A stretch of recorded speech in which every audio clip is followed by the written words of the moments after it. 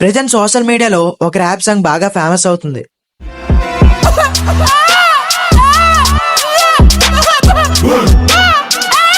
So చాలా మంది ఈ సింగర్ ని ట్రోల్ చేస్తున్నారు, అలాగే ఫన్నీగా కామెంట్ చేస్తున్నారు. బట్ ఈ సింగర్ గురించి తెలిస్తే నిజంగా షాక్ అవుతారు. అతనే మన MC బాబా, అదే మ్యాక్ బాబా. అసలు ఎవడ్రా వీడు, పాడుతున్నాడా అరుస్తున్నాడా అనే డౌట్ రావచ్చు. బట్ నిజంగా చెప్పాలంటే అతను ఒక మూగవాడు, అలాగే చెవిటివాడు. ఇతను ఒక మ్యూట్ ర్యాపర్, అలాగే సాంగ్ రైటర్ కూడా.